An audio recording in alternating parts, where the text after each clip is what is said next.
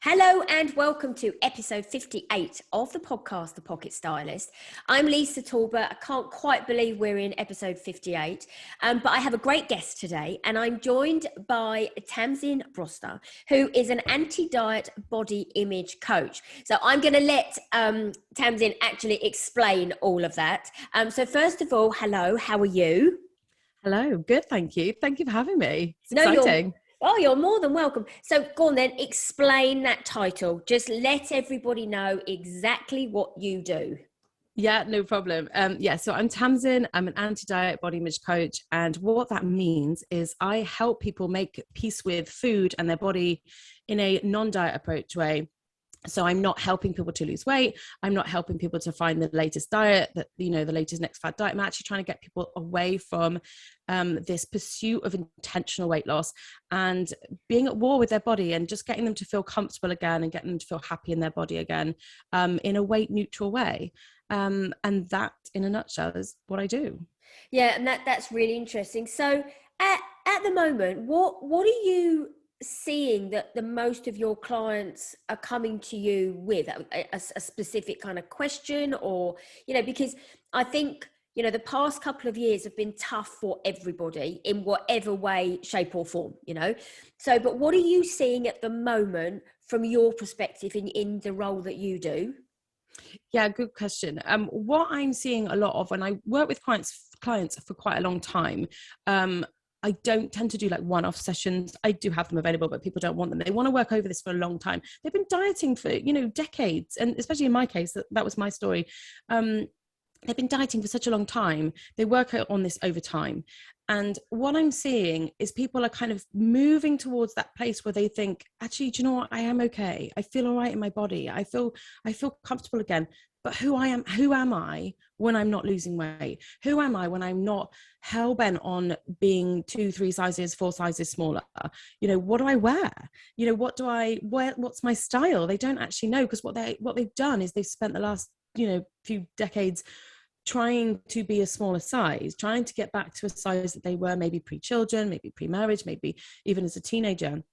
And they, in their mind, are thinking, well, then I'll find my style. When I find my perfect body, I'll find my perfect style. And when they realize that actually their perfect body is already here, they then think, actually, what do I do now? And the difficulty for me is I can help them only so far, because I'm not a stylist. I don't even kind of like have much, knowledge of fashion the way you do, but it's just, and then I want them to be able to take that next step so they do feel confident in that body. Yeah. And that's where I think we've sort of ended up sort of talking, because trying to find stylists and somebody who can actually help people dress in a way that might be, dressing a bigger body than they thought they would ever be in. And that's my sticking point mainly with clients. Yeah, it's interesting, isn't it? Because, listening to what you're talking about, that's exhausting for anybody, isn't it? It's exhausting from the point of that person trying to, feel that they always have to be a different size to naturally what they might be. Because, the way we're made is, a lot of it can be genetic, it can be our lifestyle, it can be who we are, what we are, our heritage, everything like that. Because, some of us are born, petite in height. We've been born slim. Others are born, 6 foot. And, exactly. 6 foot and slightly, more on the plus size. And that's not through, and I think everybody has to be looked at as an individual. But you're absolutely right, it's an acceptance, isn't it? It's because as much as we see, and you and I spoke about this a little bit before, about social media of, yes, we learn to accept our cellulite, or we learn to accept that we carry a bit of weight around our tummy. Actually, not everybody does. Not everybody does. So it's in what you're doing, you're working in the process to help people understand that acceptance. And for me, the clothes, massively help. That, what people wear has a huge impact on how somebody feels. Yeah, it really does, actually. It really changes how they kind of show up. And if they're feeling much more kind of confident and accepting of their body, that can be very quickly undone, albeit momentarily, because when I work with people, I do try and give them the tools, that they can then keep going back to kind of heal that. But going into a shop and then finding that nothing fits you because you kind of, and this is my story too, because I'm a size 18, and I can go into a lot of stores and find that they only go up to a 16, and quite often they're not even carrying the 16 in store. You have to get it online. That can be really soul destroying, and people are, you know, ordering stuff online and trying it all on and nothing fits. And I think what we forget, especially as women, is, you know, the clothes are supposed to fit us. We don't need to change our body to fit the clothes. And that's a really important point. And I love what you were talking about there about, you know, bracing cellulite and all this kind of stuff, because we are seeing a lot more of that. And that's amazing. But what I'm trying to get people to do is realize that actually that still keeps us focused on our body, because we're still seeing like people embracing their roles, but they only have roles when they sit down, and some of us have roles when we stand up, and that's okay. Yeah. And we're not seeing that, and it's still keeping women like focused on your body and your beauty is your worth. And I'm trying to get people away from that, but still having that kind of, because I went through a phase of thinking, well, what's the point? When I was recovering from dieting, and I went through this point of thinking, well, if it doesn't matter what my body looks like, as in like if I can accept my body however it is, like what's the point? What's the point in putting makeup on? What's the point in finding nice clothes? And I had to push through that kind of what I call the grief stage of letting go of a body I thought I was going to have, pushing through that grief stage of accepting it and letting that go, and then out the other side of, okay, now I can still feel good for myself, and I can still show up for myself in a positive way in this body, and however that body presents itself. Yeah, and that's really interesting, actually, what you said, because, you know, when I work with a client, and any client, and you're working through their wardrobe, okay, so let's take the wardrobe consultation as the first one.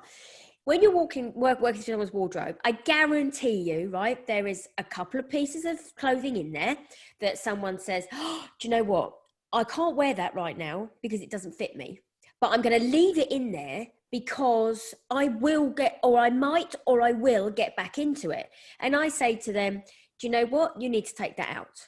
Because what it does is it creates a negative mindset, because every time you open up the wardrobe, you see this garment that might be a size, 2 sizes, 3 sizes smaller than what your body shape is now. So actually take it out. You know, if it has sentimentality, then fold it up and put it in a vacuum bag and put it somewhere else. You don't have to get rid of it, but don't have it in the wardrobe, because, you know, exactly what you said, embrace what you are now and enjoy wearing the clothes that fit. So I talk a lot, Tamzin, about the perfect fit, right? So the perfect fit is about wearing the right fit. It is not the size. So I say to a lot of ladies, ignore the size label. The size labels are a guide, right? They're a guide between a size 8 and a size 28. But what you'll find is with different retailers, both online and high street, Marks and Spencer's 8 is different to Zara's 8. I don't know. So Sandar's 12 is very different to Hobbs's 12, if we're going to go high street route, right? And then some of the others, they cut completely different. Then it's all then about the style. So it's about the perfect fit, because, you know, I had a lady the other day who is a size 16, and I was in River Island with her, and she said to me, I can't go in here. And I said, why can't you go in here? Well, they won't have anything for me. No, come with me. You know, so we had some garments, and anyway, I said, so just bear with me. I'm just going to go and get you a shirt, right? And I went off and I got this shirt. She said, oh, I love it. I love the color. I love the shape. And I said, just try it on. And she tried it on and she was like, oh my God, I love it. Yeah. She said, I'm definitely going to have this one. What size is it? She said. I said, no. Doesn't matter what size it is. Anyway, it was a size 8, right? And she said to me, are you serious? And I said, this just demonstrates it's the cut and the style, not the size. I said, if I give you the size 16, I said, it will drown you completely. It's about, you know, but the look on her face of, oh, I love it, was before I even told her what size it was. Yeah. Because the size is irrelevant. It's about, clothing for me is all about how does it make you feel. And, you know, listen, my job is to hand pick garments and outfits and create for any size of lady. My job is to look at the high street, look at the retailers, look at the online, who are doing what shape fits, and piecing it all together for that client. It's never about saying, well, hang on, this client is size 20. I can only shop in here. It's about saying, no, these are the shapes and styles that fit you, create confidence, that positive mindset. That's where it all comes and starts to build. And you've probably even found that yourself. You know, if you wear a stunning color that you love, confidence goes up, shoulders go back, Yeah. you know, all that type of thing. Yeah, that's really true. Yeah, color can be a real game changer. And yeah, just I think when we, like you say, quite often not even going into stores, but just to touch on a point you were talking about there about opening your wardrobe and having clothes in it that fits. Now, this is a big part of what I talk about with clients when we sort of get to that stage where we're talking about wardrobes, and because so many of us really do hold on to sizes that do not fit us anymore. And what I try and get clients to do is stand in front of your wardrobe, open the door, in the drawers, wherever you keep your clothes, and work out, you know, what roughly what percentage of your clothing can you wear. Because if the bigger percentage is that you can't wear it and you can't wear it yet, you know, like you said, if it's got sentimental value, or if you are, you know, prone to fluctuations and all that kind of stuff, then, you know, by all means, pop it in a suitcase. You don't have to thrift it. You don't have to chuck everything in the charity shop or the clothing bank. Great if you can sort of get rid of it. It can feel really good, because when you open your wardrobe, you want to see the clothes hanging there, even if you have only got a small amount to begin with and you work on it. Opening your wardrobe and seeing clothes that actually fit you, having jeans that you can actually put on and do up, that you're not sort of thinking, oh, do these fit me today? That is really, really bad on your mental health, and that will really, really be a struggle. And I know jeans are the biggest, like, bugbear, I think, of every woman on the planet. Whether you're finding a size jeans 6, to fit, or and upwards, then they bring out like a new style. Like, I had one particular client who was like, I want mum jeans to fit, and I was saying to her, you know, maybe go to a stylist, because I can't help with that, because I can't find any for me either. But yeah, it really is like it when you kind of become quite neutral about the numbers on the tickets, it does change everything, because when you are comfortable, you show up differently. If you spend all day, and even if you've got like underwear that doesn't fit you, like pants that are too tight, you know, if you have things that fit you well, that you have sort of space to breathe in, it will change your whole day. Because mentally, if you've got something tight on all day, all you're thinking about all day is you won't want to eat, you won't want to nourish yourself, you won't feel like being seen. Do you know what I mean? And that is so damaging. And we're all back out in the workplace now. We're not working from home, not hiding behind Zoom much anymore. And I think for quite a lot of people, going back into office spaces after lockdown, after being in for so long, it's like, oh wow, none of this fits. Do not be trying to get back into it. Just go and find stuff. And I know there's a lot of access to this. You know, we've got to have the funds to be able to do it. But even if you can just get like a capsule wardrobe, something that you can go to that you can that fits you, is going to be game changing for your mindset. Oh, massively. And you know what? I'm going to pick you up on a couple of bits there. You are so right. Okay. Because it's that whole thing of, you know, right? If you have a favorite garment, right? So you know how good you feel in that, right? So I have a Zara dress, right? That anytime I have to do a presentation, I love it. It just is, it's stunning. It's very my personality, makes me feel fantastic. So if I get a request that, Lisa, please can you come and present? Yes, I might have other things as well, but I almost think, well, if I can't or don't like anything else, I'm going to wear my Zara dress, right? Because I walk in the room, I feel confident, blah, blah, blah. So from what you just spoke about just then, that wardrobe needs to make you feel like that every time you open it up, whether it's a t-shirt from Bon Marche, whether it's a pair of trousers from H&M or Primark. It doesn't matter. I always say to people, it doesn't matter where you buy anything from, whether it's Primark, a local charity shop, whether you've got it on Vinted, whether you've rented it through a rental site. If that thing makes you feel good, that's what matters. So the wardrobe, when you open it up, if you had, like you said, a small capsule wardrobe, you could have 10 pieces in there, right? That makes 25 outfits. But if they all make you feel fantastic, that's absolutely the best thing to do. And then picking up on your second point, when you said about people going back to work, you're so right. And it's really daunting. I'm seeing a lot of clients at the moment who are panicking because they are literally now going back into the office, and their wardrobe now they either don't like, but also the landscape of an office environment has changed. It's gone from, depending on obviously what sector you're in, it's gone from a little bit more business casual, formal. It's gone much more casual with regards to, they want their employees to come back into the office and feel confident and safe. That's their main priority. So actually the clothing side of it is a little bit different. But you're so right in, if you have to wear something that's really uncomfortable all day, it's a killer, Yeah. And I'm a natural personality, right? From a clothing perspective, I'm a style personality. It's a natural. I have to be comfortable. There is not a chance I'm going to wear a pair of trousers in the morning that I know don't quite, are tight around my tummy, or they're tight on the arms. I won't wear it because you're absolutely right. That's all you're going to think about all day. And every time you catch a glance in a shop window or you catch yourself in a mirror, you're going to focus on the negative. And actually it's about focusing on the positive of what you're wearing. And you're so right. Clothes have that massive impact in how we feel. It just goes back to that 4-letter word. That feel word is so, so important. Yeah. Do you find that ladies, when they talk to you, and obviously you've spoken to them about acceptance, etc.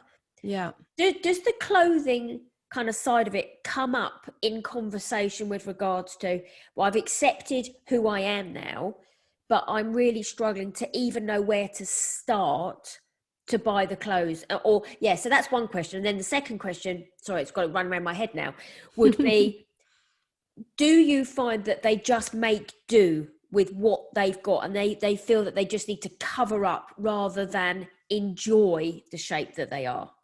Yeah. Yes and yes a bit. So yes, they are kind of, they don't know where to start. Yeah. They don't know. And I think, as a coach, I'm helping them with the process of accepting their body and making peace with food, intuitive eating, and all this kind of stuff. And I do lots and lots of that work. But when it comes to where to tell them to go in terms of who to work with, who to look for, I have quite a lot of people I can see that they can follow online, but trying to find and having the confidence and sometimes the funds, let's be fair, to go and find someone, a stylist. But what I'm trying to say to them is, you'd probably only have to do it once, because you could just get yourself back out there in that body. You could just kind of, invest in yourself. Yes. That one time, and then you probably get the tools that you need to work out what works for you, so that you feel more confident when you go back out there. So that's the first part. So yes, they're sort of stuck and they think, I'm feeling good. What was the second one again? No, when I said, when do you think people make do? So when they open up their wardrobe and think, well, do you know what? I am embracing who I am, but because I don't know where to go, I'm just going to make do with what I've got. So I haven't come across too much of that. What I've come across is they go all out, sort of saying, right, okay, this is my size. This is who I am. Yeah. And that's fine. And I'm okay with that. And they upgrade their wardrobe. They do that pretty quickly, actually. I've seen loads of people just chuck stuff out. They put it away. They get rid of it. They're getting rid of stuff with even labels on because it doesn't fit. So they're just not stressing about it. And I love that. And they get that real kind of sense of, do you know what? I'm just going to take charge of this. Just get rid of it all. Yeah. They get rid of it all. They order tons and tons of stuff online, and then they're stumped because they still feel like, oh, that's not quite right. And that's not quite right. So I don't feel like they're making do. I feel like they're exasperated. I feel like they're exhausted and they don't really know what works for their body shape.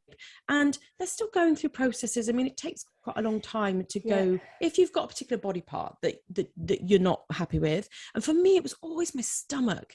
I really, really had to work hard to make peace with my stomach.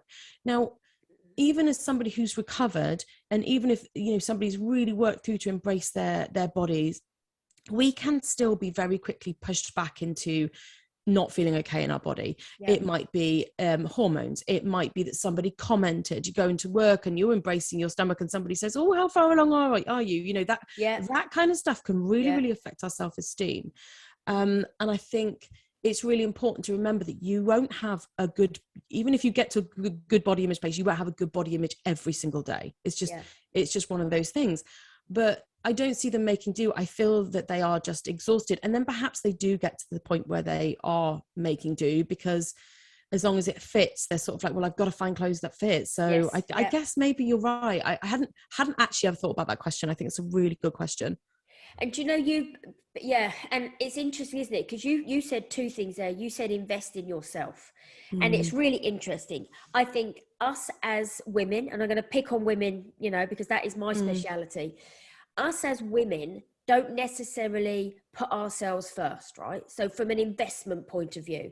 So you're absolutely right. If you work with any expert, yourself, myself as a stylist, yes, it's going to cost, right? But the investment in yourself is a lesson well learned, because for me, from a stylist point of view, they're lifelong lessons. So whether you learn how to dress your body shape when you're 14, or whether you learn how to dress it at 40, it's a lesson that will carry on for you and put you in good stead. So I do a consultation called How to Dress Your Body Shape, which works through necklines, sleeves, jackets, tops, trousers, skirts. Now, the consultation is with me, right? So we go through it. So if you're a lady who is a size 18, for example, I will say to them, right, this is good, but this is a shop that does this. This is this. It's about, sometimes we have to invest in ourselves, don't we? We all go and have a haircut, right? We go to the expert. We all go to, the chiropodist, because they're the expert. But sometimes we don't realize that how important it is to invest in ourselves. I've got another question actually for you, because you've got my brain ticking now. Do you think a plus size lady finds a stylist inhibiting in some way? Do you think a plus size lady might look at a stylist and think, and we all know social media, right? So there's Instagram posts, there's TikTok reels, there's all that type of thing. Do you think they might look at a stylist and think, okay, because you are, I don't know, a size 10 or a 12 and you're 5'10", you won't understand me? Yeah, potentially, and that's valid, because I think the same for me, working with me as a coach. I tend to, the clients that come through my door tend to be people very similar to me, in similar lifestyle, similar sizing. But and I think it's important that we remember that, even I can help anyone, absolutely, but it is really important that to know that is not, it's not my lived experience. I have never been, this is the biggest my body has ever been, and potentially the biggest it'll ever be, because genetically we have a range where we go. We don't just, we have this idea in our head that if we just eat in a certain way, we could just keep going and keep growing. It doesn't work like that. Our bodies don't work like that. But regardless of my sort of size, I don't have that. I don't know what it feels like to only be able to shop online, because that is some people's lived experience. Also, some people find it very traumatic going into shops, or very difficult. And what I'm really cautious about when I'm trying to find people to refer people to, because I'm not going to do it myself. If somebody is like, right, I want to invest, actually, yes, you're right, I do need a stylist, I want to refer them to someone who isn't going to be saying to them, if you wear this, it'll make you look thinner, because then it's focusing them back in on the thing that I've just helped them solve. I'm really cautious about that. But I think, and this is just something that's been playing in my mind since I set up my business, is I would love to add on that kind of, almost have it as an add-on to my body image course, so that people kind of get that as part of it, in terms of like linking up with somebody to do that, so that they can kind of come out the other end of it and go, right, let me have a taster session with a stylist to see what it would be like, so that the fear is taken away. Because I think they probably do fear it, and I don't think we want to see representation in our bodies. We get so excited when we see movie stars that are the main lead is not a super skinny person. We do get excited about representation, and I do think it's important, but I think it might be a barrier for people. I don't know, is the honest answer. It might be a barrier for people, and I think sometimes the like say yourself, you work with all size people and you can help all size people, but you're in a small body, and like you said, you're able to do it because you have done it in your experience. I think it's, being able to, for me as a if I'm referring somebody, being able to see that you have got that experience, I could then confidently say to somebody, well, actually this stylist, yes, she's in a small body, but she has experience in helping women. So it's like, testimonials from people and all that kind of stuff. That helps, I think, to open those doors and break down those barriers, because it can feel a bit like that. Yeah, and it's really interesting you said that, because, for me, right, as a stylist, my job is to inspire and educate, right? That's my job, is to inspire and educate all my female clients, whether they are a size 6 or a size 26. So my job is not to look at, excuse me, not to look at what size you are at all. And it's really interesting because I don't look like that. And you're so right. So I am only 5 foot, hence the name, the pocket stylist. I am only 5 foot, and yes, I'm a size 6.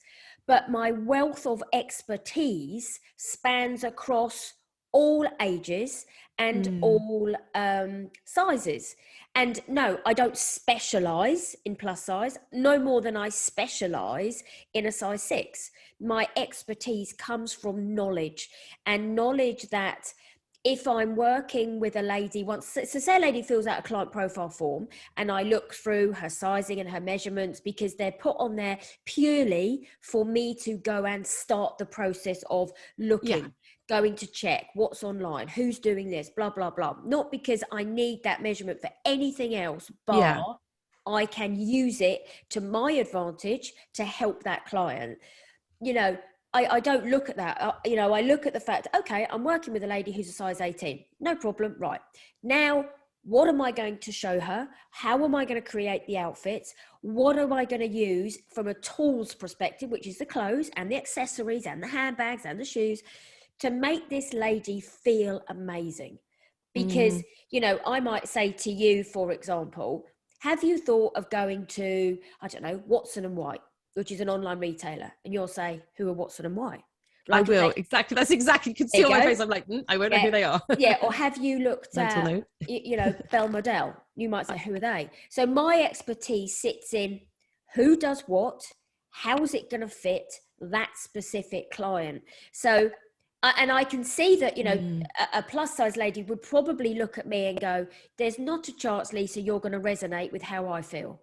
But actually, the expertise that has come from 16, 17 years of being a stylist, I've seen it all. I've seen it all, from petite ladies to tall ladies to slimmer ladies to plus size ladies, in all walks of life, whether they're female CEOs or whether they're the mum that does the school run and then goes to the toddler group. It for me, nothing changes apart from the fact, inspire, educate, and help somebody feel great. And that's it. But I get what you're saying, that it could put people off because they go, well, Lisa won't have a clue. Yeah, and I think it's the same for all of us. I think we do tend, somebody, again, like I said, might look at me and say, well, actually, how are you going to help me? Because you're a size 18, they might be a size 26 or beyond, and they might sort of think, well, you haven't got my lived experience.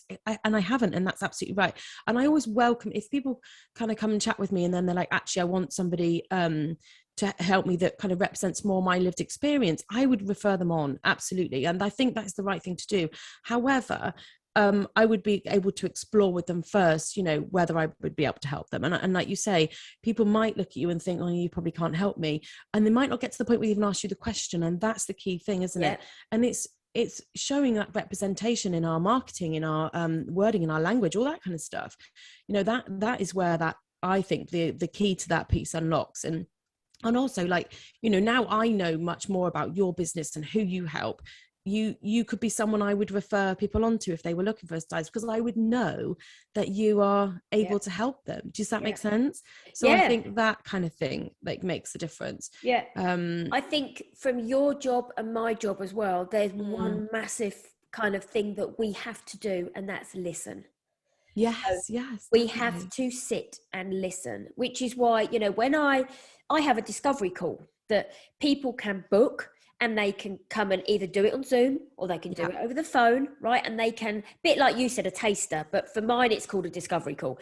And they can sit and talk to me, right? For 15 yeah, minutes. Sometimes it goes on a bit longer if we talk a lot, but it is about sitting and listening. Sometimes I don't say a word, you know, yeah, but it's like, right, tell me about you. Where do you find it harder? Where would you like me to help you? Blah, blah, blah. Because, you know, I can get really excited about what I do, right? Because I love what I do.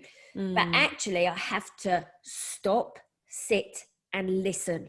And then, like you do, you have to listen, because I can't assume anything.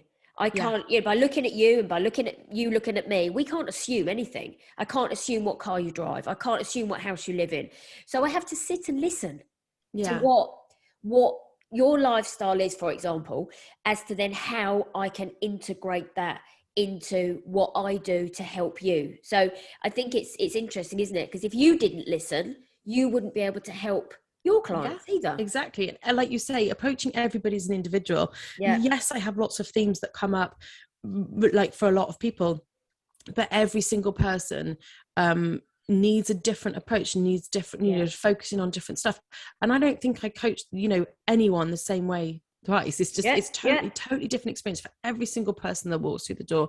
But you're absolutely right. In that first initial, you know, meeting and beyond, you are listening for the cues of what they need and what it is, what are their pain points, because, you know, different people have different things that really, you know, are grinding their gears, or, you know, Yeah. Yeah. stopping or keeping them awake at 4 o'clock in the morning, all that kind of stuff. There's different things that will be bothering different people, and I think it's really important. Yeah, and don't you find as well that we have to treat people in the way, the pace they want to go. So Yeah, some ladies that I work with go straight for the personal shopping because they don't want to do anything else. They just want, others say, no, hang on a minute, I want to learn about this, but don't take me fast. So, you know, some clients you know, from my perspective, some clients want 3 hours personal shop, some want a wardrobe consultation, whatever. Other ladies, you can tell by talking to them, don't try and do it in one go. You know, you're going to yeah, have to bite this apple in tiny bits. So that's when, from my perspective, I can say, right, well, let's do an hour here, an hour there, and an hour there, rather than 3 hours in one mm, go. Because you sometimes it's just so overwhelming, and you want people to enjoy what you do and take something away and go, right, I'm really looking forward to the next, you know, the next step, because yeah. sometimes it's a bit of a journey, isn't it?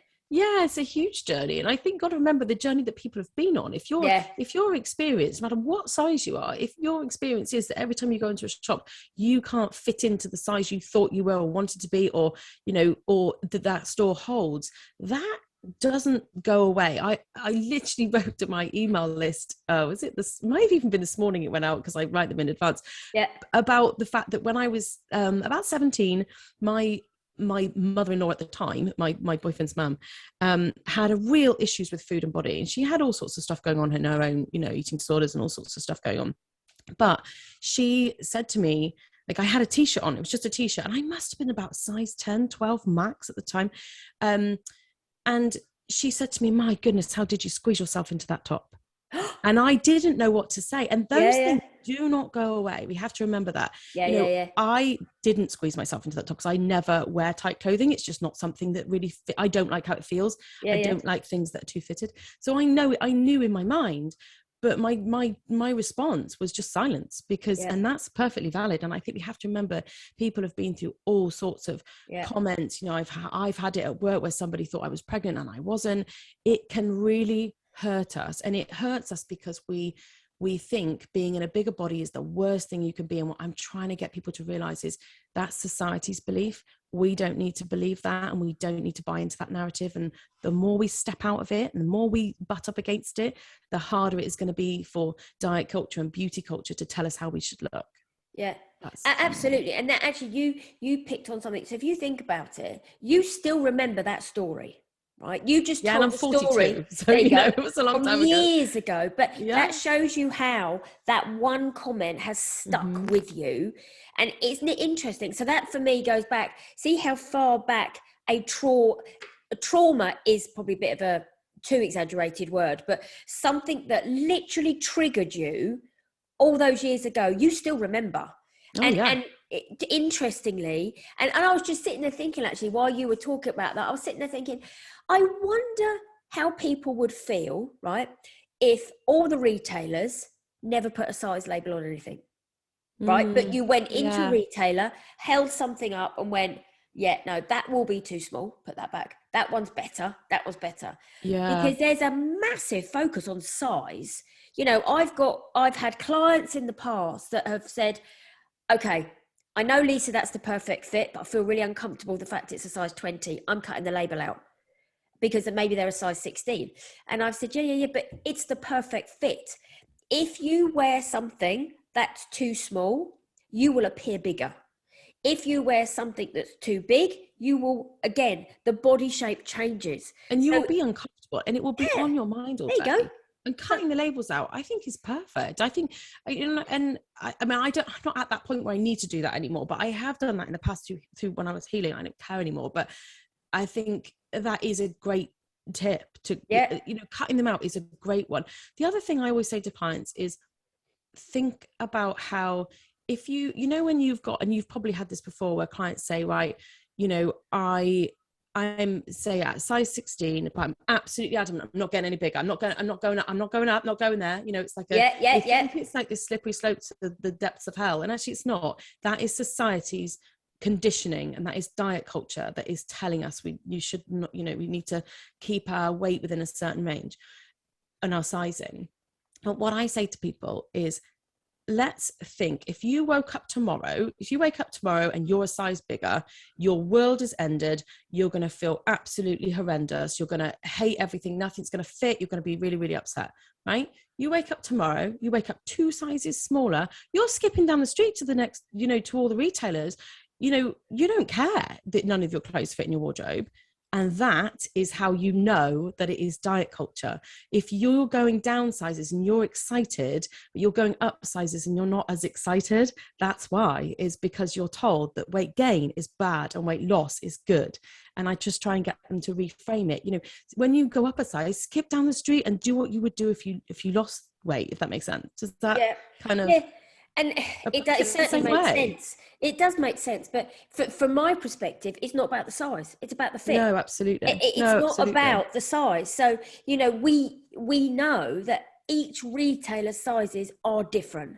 So that's why I say to people, ignore the size label, use them as a guide, but do not get het up about them, because seriously, I could go in, you know, and I'm petite, right? So I could go into, so I'm 5 foot. I could go into Zara, pick up a pair of trousers. They're a 36-inch leg. There's not a chance they're going to fit me, right? So do I lose hope? No, I just think, right, I need a different cut. I need a different style of trouser. They're not going to fit me. Or do you know what? I really love them, but I'm going to go and get them taken up because I'm petite. So then it's about going, hang on, I might go into, I don't know, Ted Baker.